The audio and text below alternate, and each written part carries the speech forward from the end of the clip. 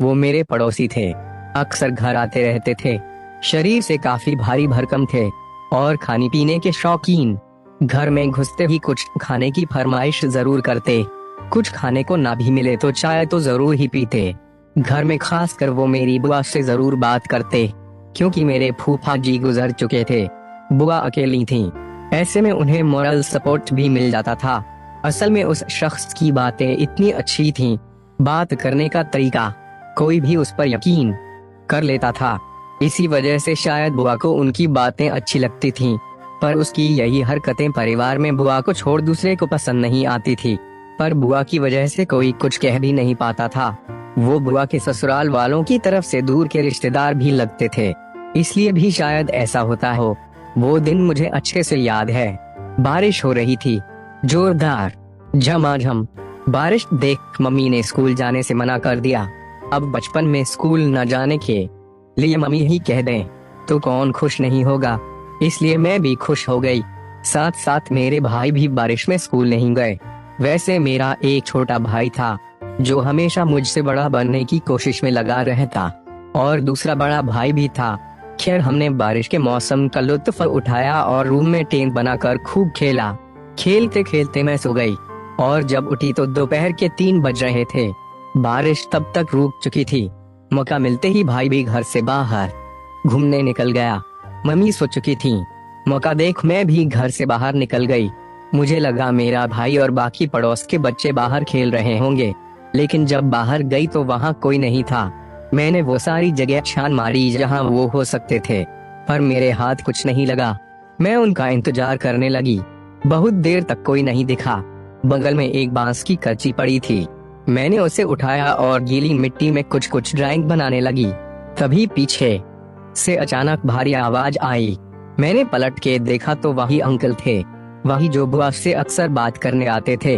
मैंने कहा, जी अंकल। उन्होंने पूछा, अरे तुम्हारी फौज कहाँ है, आज अकेली खेल रही हो? मैंने कहा, पता नहीं, बाकी लोग कहाँ चले गए हैं। क्या आपने देखा वो कहाँ खेल रहे हैं? कहीं आपके घर की तरफ वाले मैदान में तो नहीं खेल रहे? लेकिन वहाँ तो मम्मी ने जाने से मना किया है। उन्होंने मेरी बातों का जवाब दिया, नहीं वो वहाँ नहीं है, पर मैं जानता हूँ वो कहाँ खेल रहे हैं। मैंने कहा, सच में आप जानते हैं वो कहाँ हैं? उस अंकल ने अपनी गर्दन हिलाई और कहा, चलो मैं ले चलता हूँ। पर मैंने मना कर दिया। मेरे घर के बगल में एक दुकान थी, वो अंकल वहीं जाकर बैठ गए। दुकान वाले से कुछ बात करने लगे। थोड़ी देर बाद उन्होंने मुझे फिर आवाज लगाई। मैं उनके पास गई। उन्होंने मुझे अपनी गोद में बिठाया और फिर कुछ कुछ बात करने लगे दुकानदार से। धीरे धीरे उन्होंने अपना हाथ मेरे फ्रॉक के ऊपर फेरना शुरू किया। वो मुझे नीचे छूने लगे। मुझे अजीब लगा, कुछ गंदा भी महसूस होने लगा।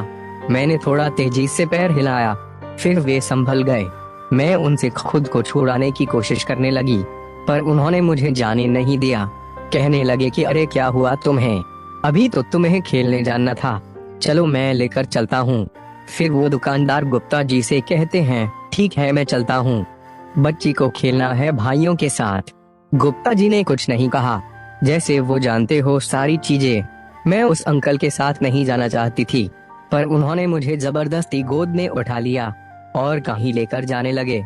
मैंने उनको मना किया, पर उन्होंने मेरी बात नहीं सुनी।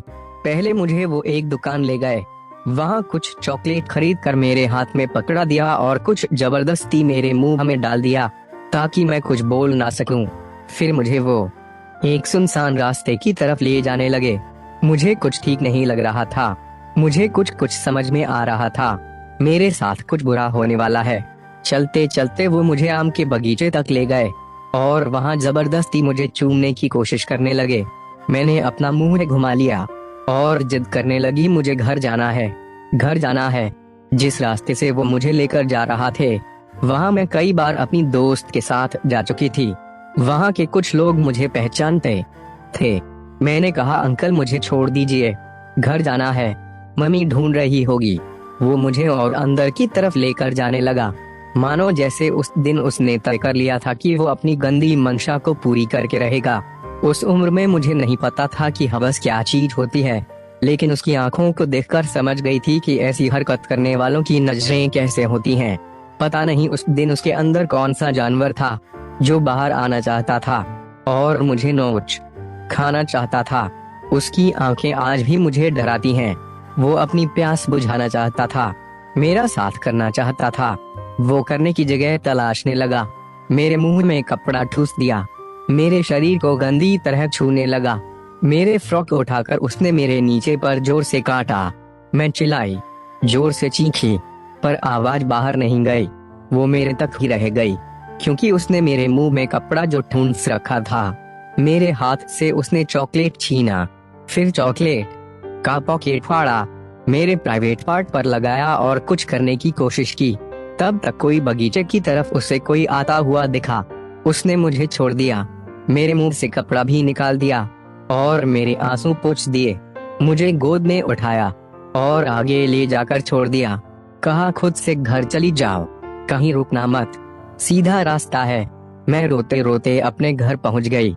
मम्मी ने देखा, पहले 2 थप्पड़ लगाए और गुस्से में पूछने लगी, कहाँ थी? शाम हो गई है, किससे पूछकर बाहर गई थी?